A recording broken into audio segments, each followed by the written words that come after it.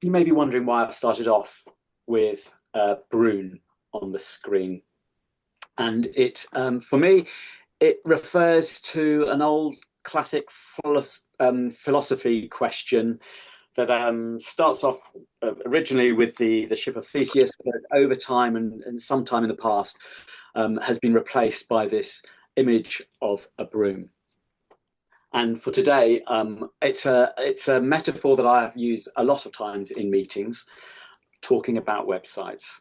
And if you think about having this broom, this wooden broom that you see in front of you, and you use it regularly for sweeping up, and you use it vigorously, regularly, and after a while, maybe after 10 years or so, you've been using it so much that the bristles start to fall off, and you want to replace the broom. But you are very conscious of the sort of throwaway society, and you don't want to throw away the whole broom.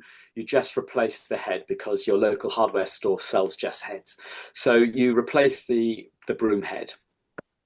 You keep on using the broom for many years after that, and eventually you've been leaving it out in the cold. The handle starts to get rough and causes splinters, and and you want to replace the handle. So again, you go down to your hardware shop, you replace the handle, and your broom feels as good as new. But the question here is the philosophical question: is it a new broom? Is it the same broom? What happened to the pieces that you discarded, that you saved? And if you put them together, is that a different broom or is it the same broom? So there's lots of fun philosophical questions around this. But it's something that I use quite often when we talk about the life of a website. So that is obviously the theme of today. I'm going to start off, I'm going to pause there now and do introductions. So what I'd like you to do is go find the chat box in Zoom. I'll just change that. Find the chat box in Zoom and introduce yourself. Say who you are, where you're from, and maybe something about what brought you to today's session. So I'm going to go quiet just for a few minutes now that everyone's arrived, and just give you some time just to do your introduction. When I see a few of those in there, I'll carry on with our own introductions. So my name is Hans de Kretzer. My pronouns are he, him. I'm a man in my mid-50s, bald on the top, cropped hair, bristly beard, and today I am wearing a blue jumper, and I'm the founder of HDK. I'm going to let my colleague introduce himself. Hi, my name's Linus, and my pronouns are also he, him. I am a man in my early 30s, glasses, mustache, also bald, and I am wearing a beige fleece today. And I am a web support developer here at HDK. Great, and yeah, that role is really, I think, relevant to today's topic. So I'm really glad that Linus is working with me on this session today, because we at HDK, for example, we build new websites, but actually we know that websites can have the potential to have a long life, and that's what we want to explore in today's session. So what are we going to cover? That's the reminder of today's title. We're going to cover various things. I've already given one analogy. I'm going to try another one now, and that is the idea of a baby being born into the world. And straight away, as soon as that baby is born, well, maybe you could argue earlier than that, it started the aging process. Sounds depressing, I think, but stick with me on this one. So again, with a website, you launch a new website, there are many things that you might feel that after time contribute to that aging process of a website, and it's often things that you might see. It might be the design, how it looks and feels, and those are some of the things that I guess if you are, if you're a person aging, you're thinking about the routines that you might have in place, such as cleanse, tone, and moisturize. We'll be thinking about some of the equivalents of that for a website. But you've probably heard the expression "beauty comes from within." So we're also going to look at what the inside of a website might be, for example. So we might be thinking, if it's a human, we might be thinking about their health, the meditation, what we eat, We might be thinking about fitness routines. And again, we're going to apply that idea to the website. We're going to look behind the scenes, if you like. That's another analogy. But we're going to look at what's going on behind the website in terms of the technology and how you can use that to draw out the length of your website. We're also going to look at security and that side of the websites. And again, I see that to maybe an older person who is reaching the end of their life, maybe the seventh stage of their life, and they are maybe prone to scammers, or they are risks of tripping up. So I'm seeing that in that sense with the website as well. And then we're going to look at tips for future-proofing your website. We're going to be giving away a lot of tips throughout today's session, maybe too many. So what we've done is created a checklist, an audit, if you like, that you can use to periodically look at your website and see the things that you might want to focus on at any one point. So I just saw a message in the chat about recordings. Yes, we record all of our sessions. We put them on the website. So if you go to the HDK website, which the link is in the footer of this slide, you'll see that we've got all of our past webinars. You can also sign up to future webinars, and the recording usually goes up a day or so later than today. So just give us a bit of time to tidy things up and get that back onto the website, and including the download, which we'll give you a link to later as well. So that's what we're going to cover. We're going to try and do that before 11:30. If we go over, sometimes we go over a little bit with a discussion. If it goes over, do feel free to leave and catch it up on the recording. The reason I asked you to introduce yourself is because we do want a few moments of interactivity. So do feel comfortable. Now, today, there's maybe some technical things here that we're talking about. We're going to try and keep it as accessible to everyone as possible. So if you feel there's some jargon, I'm going to try and Linus and I are going to try and catch each other out. If we use jargon, we're going to sort of try and pick that out and explain that in more details. But if we miss something and you're not sure what we're talking about, put it in the chat. We're happy to explain it in more detail. And bear in mind that if you're thinking that you don't quite understand something, then I'm sure there's other people in the room as well. Likewise, I know there are experts in the room here with us today, so we very much welcome your contributions as well at any point. So yeah. So we'll leave 5 minutes for discussion, 10 minutes for discussion at the end as well. So we're going to start off with 2 polls. This is not very scientific. The polls come up on your screen now. But if you don't have any, much experience, just go with your instinct. How long do you expect your website to last? I'm going to give you a few moments to try and answer that. Choose what you think, however long you think the website. And I can see if you can't fill out the poll on the screen, yeah, absolutely, put it in the chat box there as well. A few seconds. And Molly is doing the technical stuff in the background. She's our intern from Boston University. She's amazing. She's helping us today.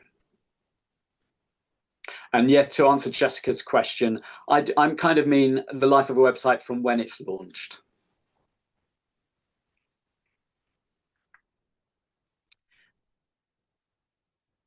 Great. Okay, Molly, shall we see how many answers we've got there and show what the answers are? So typically, it looks like many of you think that, or the highest proportion here is 3 to 5 years. We've got, I'd say, just under a quarter who say 5 to 7, and just under a quarter that say, or maybe closer to a fifth, that say more than 7 years, with the smallest saying less than 3 years. And I saw that, I saw Imogen say, I hope it will last forever, but expect it will last longer. And I think I saw someone say a year, actually. So, yeah. Okay, let's close that one. We've got another poll to come up. It's just, sorry, the screen is, just manage the screen. Yeah, there it is. How long before your website loses its luster? So we've talked about the length of the website, but how long before you think the website starts to feel out of date? So give you a few moments to read through those answers. Again, go with your gut instinct here. This is not going to be scientific or anything, but it just gives us a feel of how many people think how long before a website starts to look out of date. Okay, Molly, shall we see what the results are for that? Great. So we have got, it's really interesting, isn't it? How quickly we think these websites go out of date. So after 2 years, 42%, only a quarter, even a quarter think it goes within a year or after a year, 25% there. So it's amazing how quickly we feel that a website can look out of date. So let's close that now. So we are going to cover a number of things today. We're going to, I've got 5 topics that Linus and I are just going to talk about, much like a conversation. We're going to pick out a few things, and we can't pick out everything, but let's sort of pick out a few, and then we've got an audit or a downloadable checklist that you might be able to refer to as well.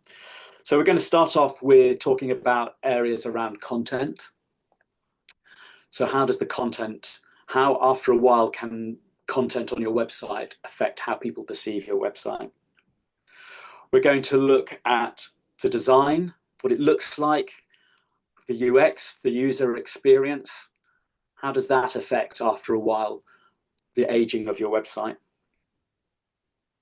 We're going to look, as I said, under the bonnet. Another analogy. We're going to look under the bonnet to find the technology that's driving your website, that builds your website, and how is that affecting how quickly your website might age or feel out of date. We're going to look at download speeds of your website, that experience that is linked to user experience, of course, there, and technology.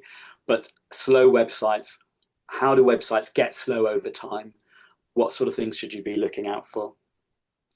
And we're going to look at security and the risks that happen as your website gets older. So we're going to start off, first of all, with the look and feel. No, we're going to start off with the content of your website, and we're going to also touch on search engine optimization as well. So I guess when we launch a new website, we put a lot of effort into the content on that website. And then over time, naturally, you're adding content to the website.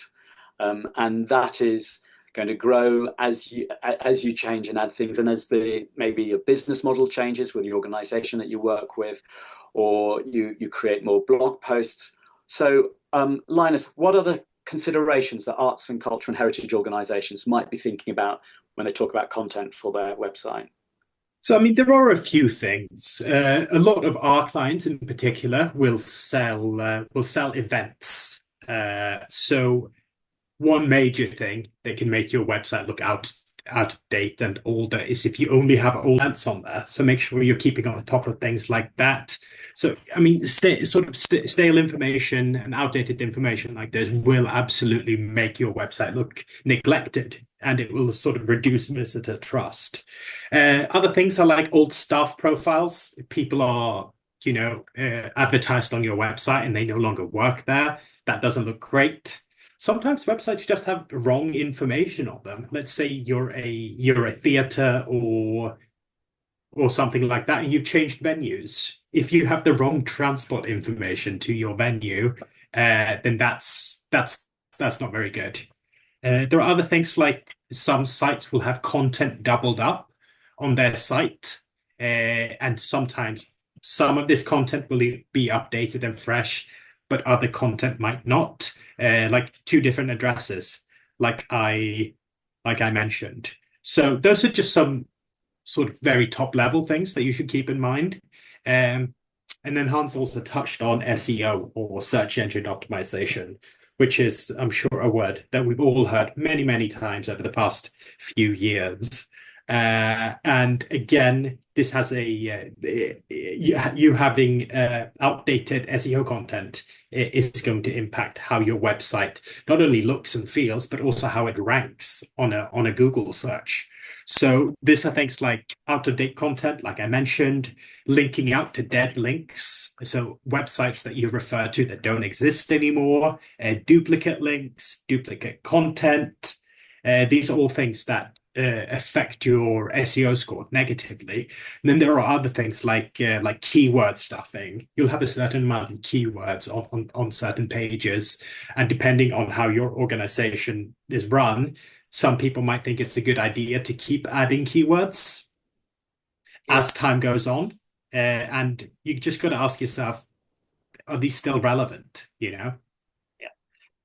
Okay, Linus. So I get I get how people might feel that I guess the problem with old websites, old information on your website, is that it can reduce that visitor trust. And I think not only with arts, cultural heritage websites, but anyone can feel if they're booking holidays, they're looking at hotel websites. We all know how we can make a choice, quickly make a choice between one website and another, and because that's all the information we've got to at that stage. So, and again with search engine, with Google ranking, I guess this is something that might change over time as ChatGPT becomes or AI sort of affects it. But certainly at the moment, it feels like it's important to think about the effect it has on SEO. So, in terms of solutions, what sort of things? Oh, where's that line come from? I'm going to get back again. Um, in terms of solutions, what are the sort of things that people should be planning to do to mitigate some of these things? So I think, like you mentioned earlier, we do have a checklist that we're going to provide at the end of this, and you can just go through that, tick the boxes that apply to you, and just make sure that you're doing what you can, depending on where you're sat in your organization. But there are also things like do an audit, do an audit of the content and the CMS things, make sure everything is still relevant.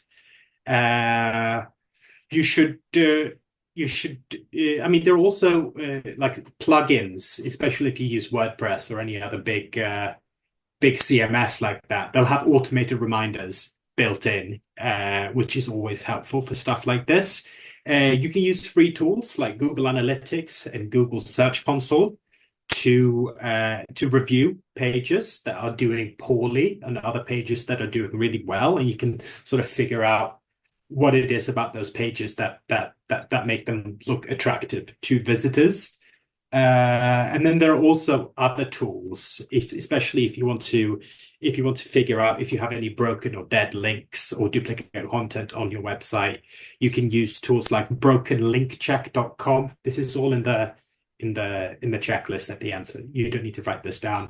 And then there are also other plugins that would help you with stuff like this. And like I mentioned, Google Search Console is absolutely excellent for sort of optimizing your SEO score. And those tools, are they free tools? Do you have to pay for them, Linus?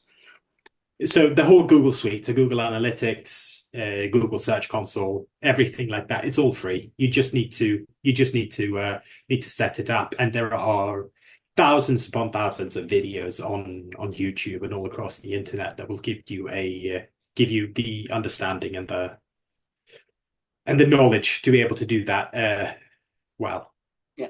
It'd be great to get a sense in the chat box if anyone's using any of those tools, of anyone sort of, for example, I guess the Google Console Manager, those sort of tools are well known. Yeah, if you can just put any tools that people might use already in the chat box, it'd be great to see what are popular ones there.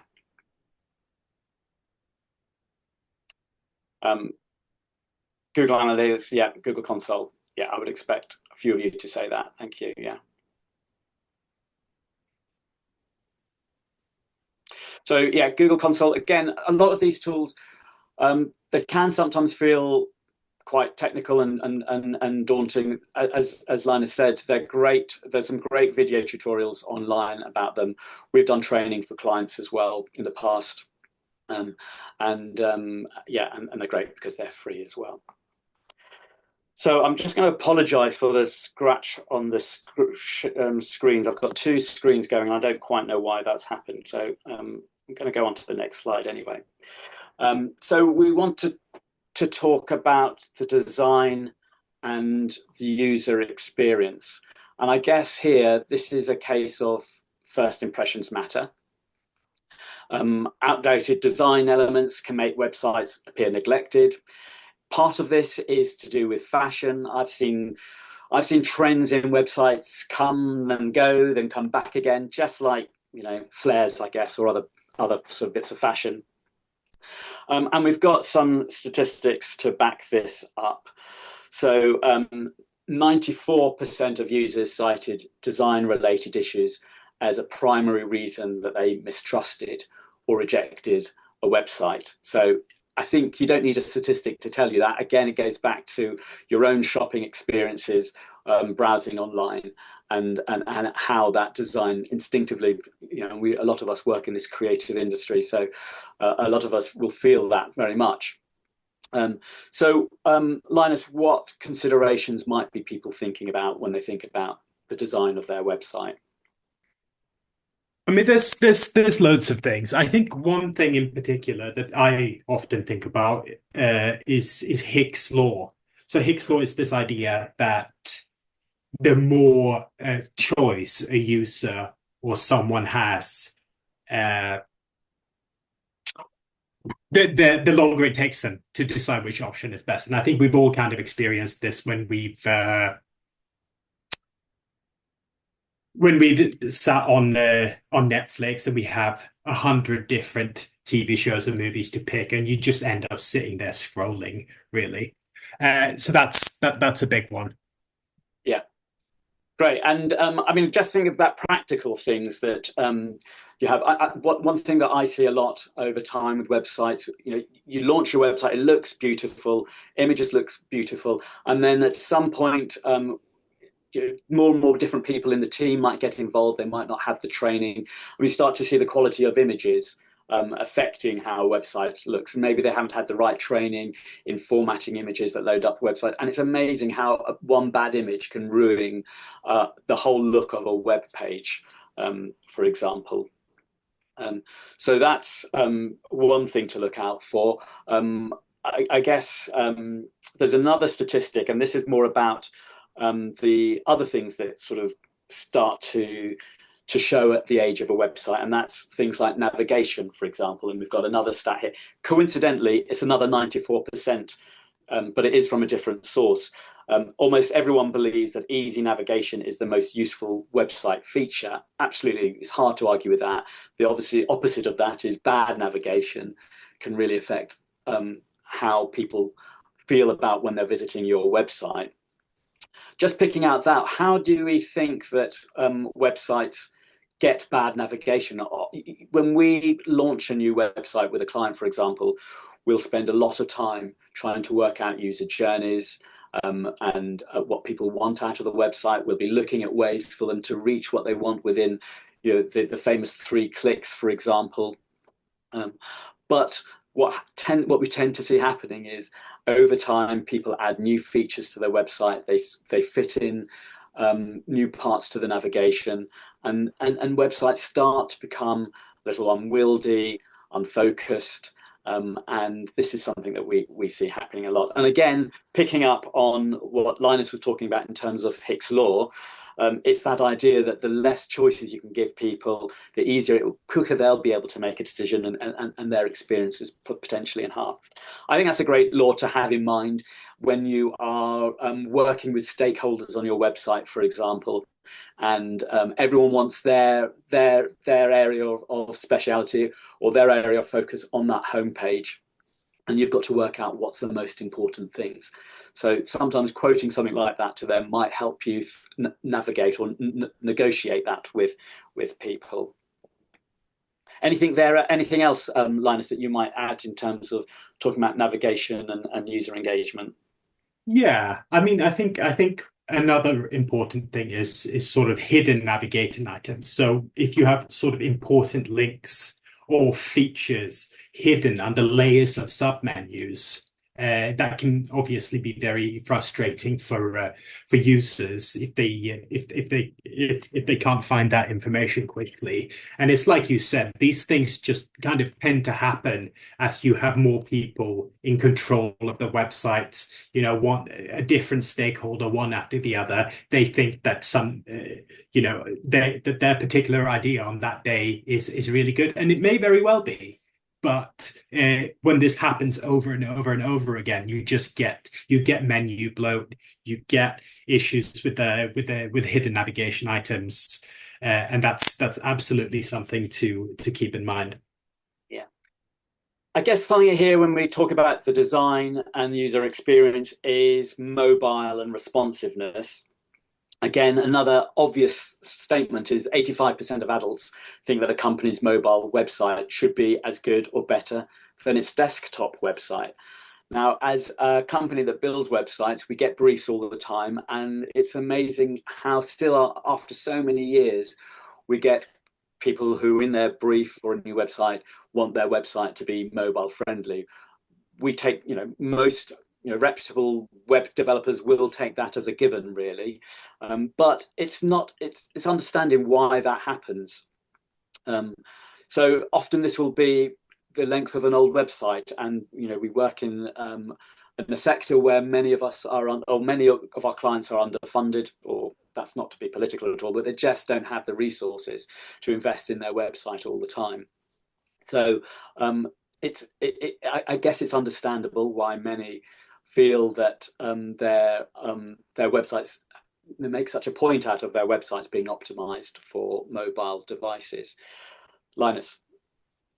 Yeah, so I mean, you touched on it there. I mean, there are still some websites on the internet right now that were built before a mobile device was a thing, and obviously they're not going to be optimized for mobile devices, and that's going to lead to a poor user experience for a significant proportion of visitors. So you could consider something that if you've got your phone out and you have to pinch and zoom to be able to read content versus another site that's going to automatically adjust everything to fit the screen, you can see how the latter there obviously provides a much smoother experience and encouraging users to stay on your site longer.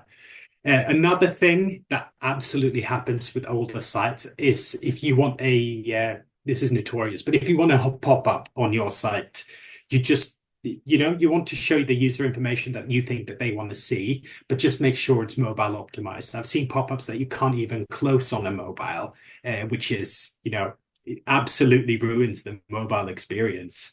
Uh, yeah, and then I mean I think there are other things to consider when it comes to edge design. So if you have a really old site, you might not be able to incorporate modern capabilities in it, like a chatbot or a video background. And this, I mean, it can be really challenging if you're using an outdated framework or just old code that your website is built on. Okay, so we've talked about the impact there and the effect of this on with through old websites. Again, for each of these sections, let's come up with a few of the solutions or things that people might need to do to work with this. So, what sort of solutions here would we be looking for?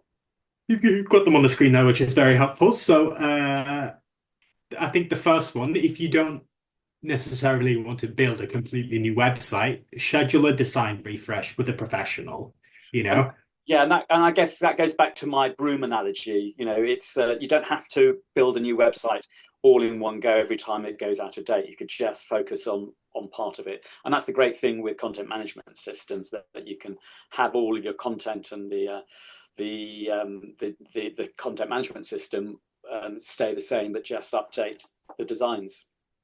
Absolutely, absolutely. And I think as part of this design, if this design refresh, if you choose to do that, get user testing on different devices, review user journeys and sitemaps.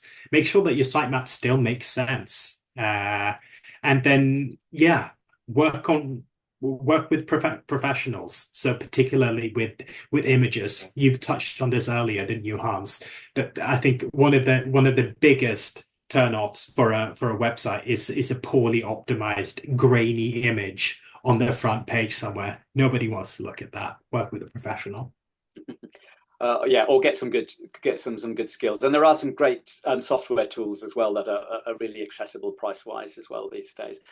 Maybe if you are using, I know sometimes they're hard to find, but if you are using a good tool for optimizing images, for cropping, for that, if you've got your favorite tool that you use, do put those in the chat box now for people to see as well. What else have we got there, Linus? Yeah, I think. Yeah. Sorry, what was that, Hans? Did you touch on user testing?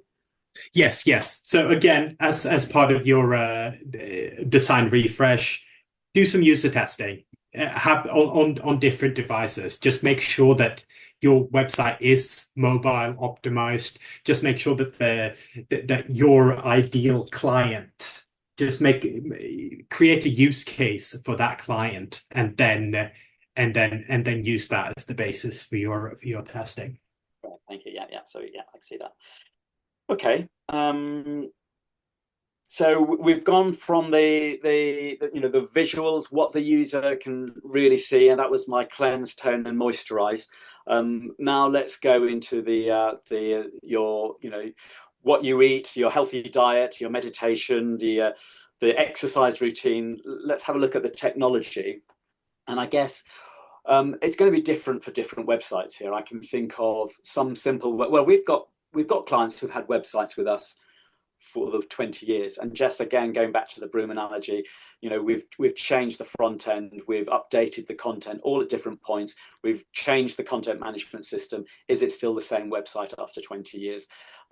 That's arguable. But what we've also seen is some websites age quicker than others. A simple, what we call brochure website might last longer.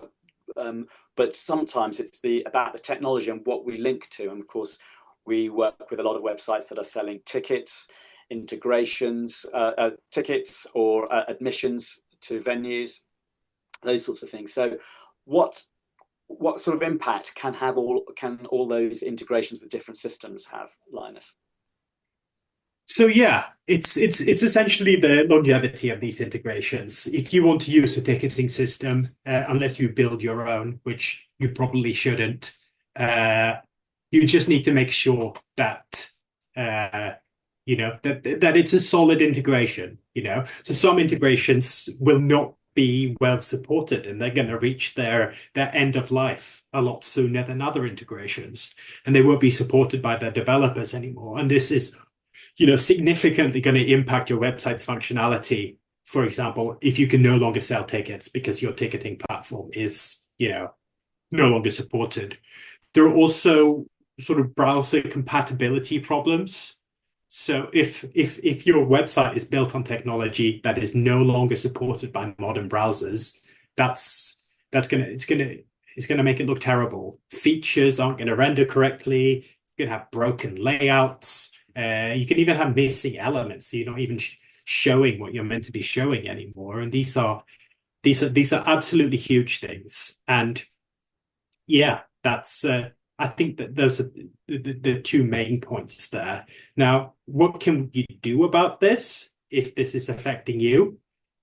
This is more of a mitigation than a solution, but sort of at the point of build, just make sure that you pick robust, well-supported integrations, ideally paid ones, ideally integrations with thousands of users, just so you have the knowledge that that's going to be live and supported and updated for the entire lifetime of your website.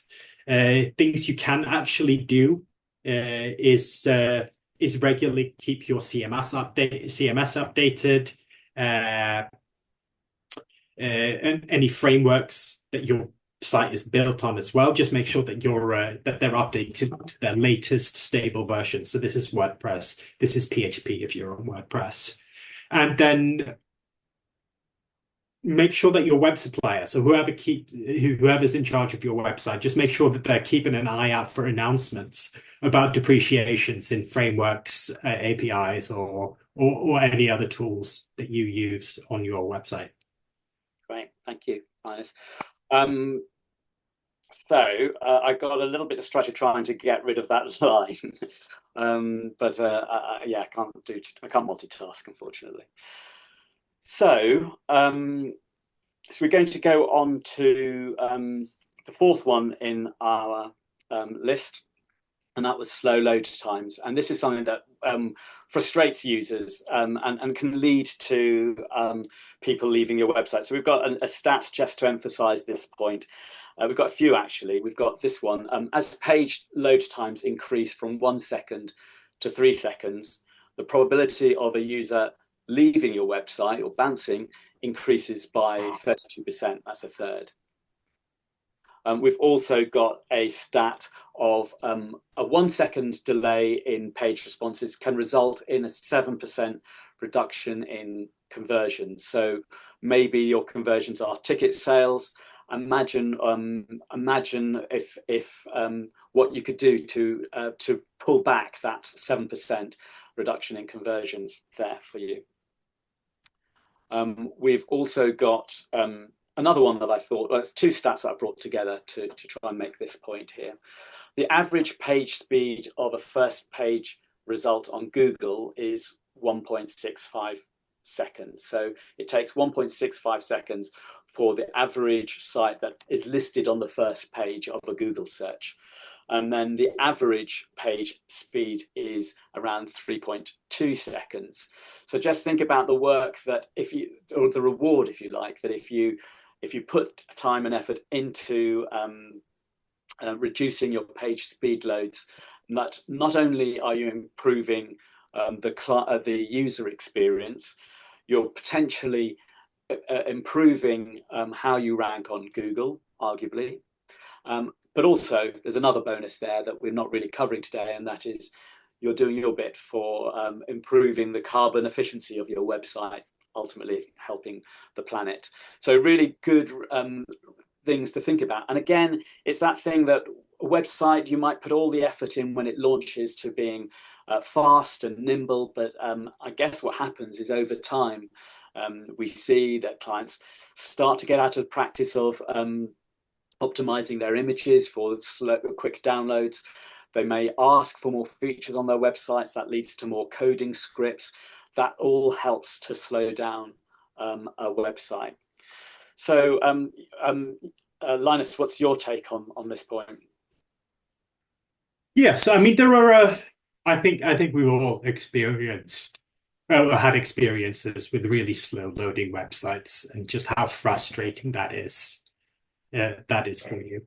So I guess what can you do about this? Let's say you use Google PageSpeed Insights and you find out that your website is loading really slowly. What can you do? So I think the first thing is to optimize. So optimize any images, any videos, any just any code on your website, really. Just make sure that that's optimized. If you can't do that yourself, do speak to your web provider. You could use something like a content delivery network, like Cloudflare. And what Cloudflare will do is it'll cache large website files in a physical location that's closer to your users. I'm sat here in London.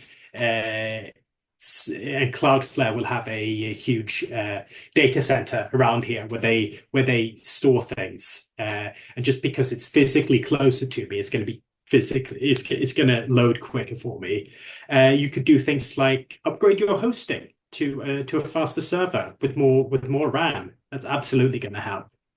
And yeah. I think, like I mentioned, Google PageSpeed Insights will absolutely be very, very helpful just for you to benchmark that. And then I believe there will be another couple of tools in the handout that you could also use.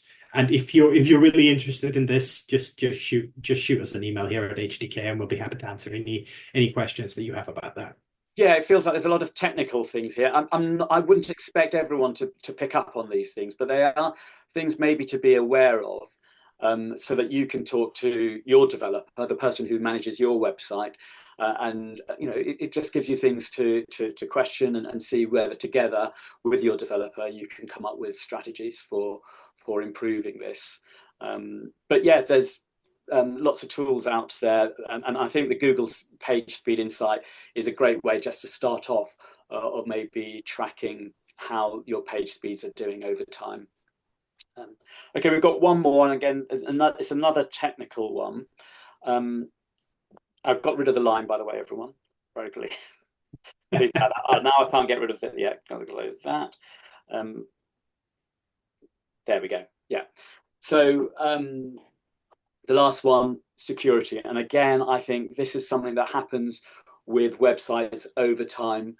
Um, and I guess also another point that maybe is worth emphasizing here is it's great that we see this a lot. A lot of investment is put into launching a new website, but sometimes um, it feels like the investment isn't put in maintaining that website. And if we think back to those polls that we did at the beginning about how long you want a website to last, there is the potential for a website to last quite a long time. And if there's that investment in it over time, small bits of investment on a regular time might be more cost effective for you than having a big sort of investment in a completely new website and starting from scratch each time. So it's just things to think about and to weigh up. But security is one of those things that probably is not always taken with enough seriousness and investment as needs to be. And I think Linus and I have talked a lot in the office recently. We've definitely seen an increase in the last year in security risks. And we've done some research and we find some stats that suggest that it really has increased a lot this year. Can you remember that stat, Linus?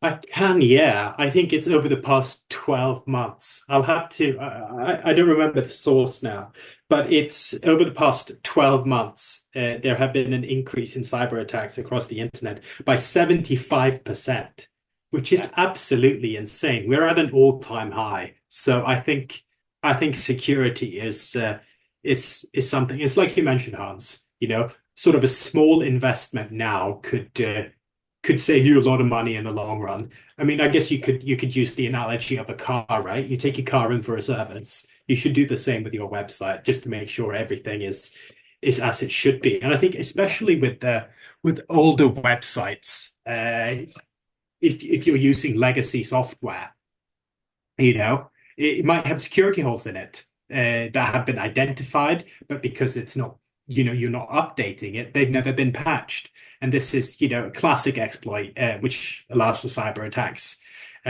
Lots of older websites also don't have monitoring, so you don't, you could not, you could potentially not even be aware that your website has been attacked, especially when it comes to sort of more low level attacks like SEO spoofing. It's going to have a massive impact on your SEO score, but it might not be sort of visible on your site unless you're monitoring certain things. Uh, yeah, sort of if you have lots of outdated plugins, or themes, or you're running an older version of a CMS. Hackers are notorious for exploiting these vulnerabilities, and they gain unauthorized access, and they'll inject malware or steal information. Yes, these are things that you should absolutely be aware of. And I mean, what can you do about this? Hans has got some solutions on the screen right now, but I think the main thing, if you're going to take something away from today, it's to keep your plugins. This is if you use WordPress especially, but if you have plugins, themes, and CMS versions, keep them up to date. Because that's probably the easiest and most impactful thing that you can do. You should also do things like strengthening authentication and access control. So you could hide your login links. You could have two-factor authentication. I think You could. Conscious of the time, Yannick, Linus, and I guess one of the important things here is a lot of these things do feel quite technical, and I do think they are probably the things you want to talk about with your developer. If your developer has a support package, these are the sorts of things you want to make sure are covered in your support package as well. We have recently introduced we know that clients don't always have the budget for regular support packages, and they want to, it's up to them how they manage those relationships and budgets. But we've just introduced a really basic maintenance and security package, just so that those important things are covered. So at the very least, you've got your security taken care of as well. I want to draw us to an end because we've covered a lot of things, and I'm conscious of um, the different things that we've covered here, and I want to get to the download as well. So these are the key points that we've covered today. We've talked about the factors contributing to the website decline. We've talked about practical maintenance tips, and we've talked about the importance of future-proofing and proactive updates as well. Now, I'd love you to share in the chat box now before we go on to the next section and start to wrap things up. Are there any key takeaways that you've learned today? It'd be great to see them in the chat box, other people to see what things that you have learned as well. So just give you a few seconds to put something in the chat box there.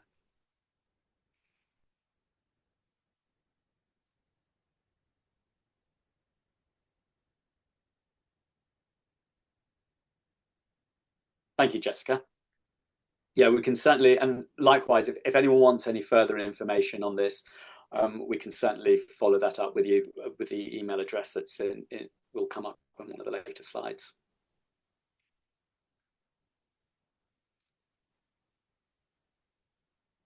Thank you, guys. So we're going to just do what we always do at this stage and just ask you to complete a quick survey. We do it at this stage because we get better response rates, but it really helps us and informs the kind of topics we'll talk about in the future, how we can improve the webinars and how we deliver them. It's a free webinar that we do every month, so we really appreciate your feedback here. So just a moment, we'll get that link up into the chat. I think Molly's going to do that. And Molly, you might have to put it again so it's at the end. Yes, if you click on that link, and I'll give you a minute's silence just to complete the survey. Okay. I want to leave at least 5 minutes at the end. So we're going to also, and this link will be on the website as well. This is a link to the checklist that we've created. It's not exhaustive, but it covers many of the points that we've covered today. You can use that. What I recommend, we've put it into three. We've got three columns where you can tick things that you're pretty comfortable with, things that you need to do but are not a priority, and then things that you want to keep as a priority. So hopefully you could use this on a periodic basis, once a year, every 6 months, and it can give you ideas of things that you might want to work on with your developer or yourself on the website. So download that. As I said, it'll be on the website as well with the follow-up notes. These are a few webinars that we've got coming up. We've got next month, we've got our sort of forecast of what to think about in 2025, our trends, if you like, for 2025 to look out for. We've got how to brief for a website that achieves your organizational goals. We've got that one coming up in January. And always popular, we've got a TikTok one in February. We've got more of those. All the other webinars, I think they're 12 months in advance, are on our website as well. And the link to that will come up in just a second. Along with a link to our newsletter. If you haven't joined our newsletter, you get all sorts of things, including marketing tips, industry insights, and case studies. So you're very welcome to join that. And we send those emails out about once a quarter. So as I said, this is quite a technical session compared to some of our other webinars, but Danny, the checklist link will come up again in a few moments as well. we'll put that up again for you, Danny. Now, yeah, let's open up for discussions. Have you got any questions that you would like for myself or Linus to try and answer? Or there might be someone else that we can put out that can help answer the question. So yeah, if you want to put your questions in the chat box, and then any questions that come up, we might ask you if you're comfortable to switch on your microphone and ask it in person.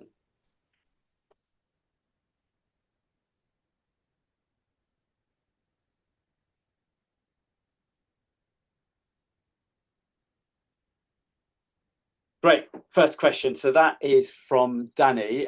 How regularly should you do a full content audit of the website? Now, I could have probably done a poll just to see what everyone thinks, because I don't think there's a right answer here. I think that we've designed that quick audit that I hope you'll find useful. And I would start off with every 6 months or so do that. And then each time you'll find different strategies to work on, and then it's always good to see how that strategy, whether that's working. So it's part of the monitoring.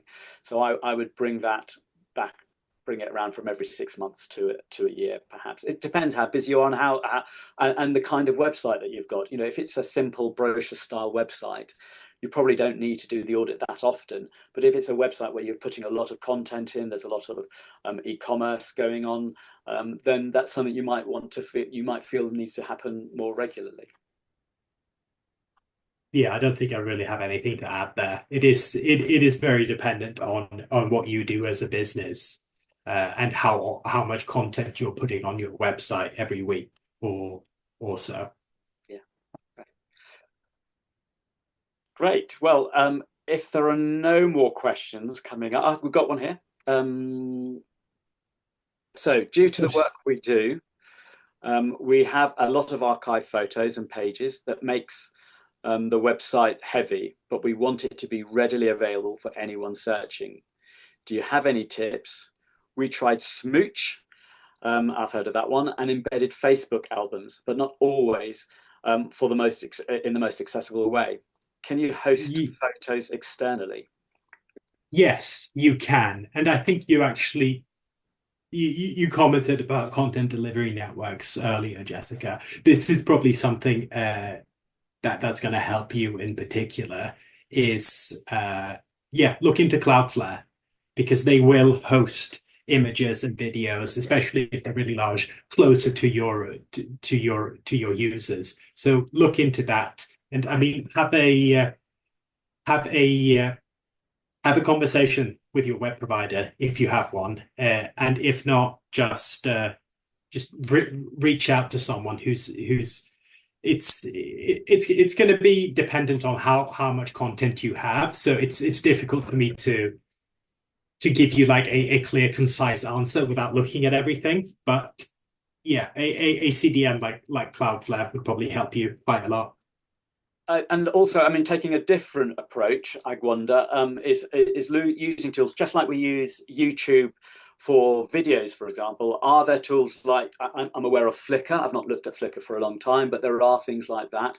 I don't know if anyone else has got any suggestions or options that Jessica could think about in that frame. But I would look at maybe some of those things for hosting it separately. And you talked about, I've not, it's a long time since I've looked at linking out to Facebook albums. So presumably there are other things like that as well that you could explore as well. Okay, thank you, Jessica. Thanks for that question. I think I'll give it a few more seconds, and then I think, yeah, we've got the recording made so that I can see that's working. So we'll put that on the website. We'll put up the link, and any other questions that come in now, we will still respond to, and we'll put that on the write up of the webinar. But thank you very much, everyone, for coming today. I hope there's been some useful tips, and it's given you a sense of things that you can do if you're going down the route of trying to make your website last as long as it can. And we hope to see you maybe in our December webinar and in future webinars. But thanks again for joining us, everyone. Thank you.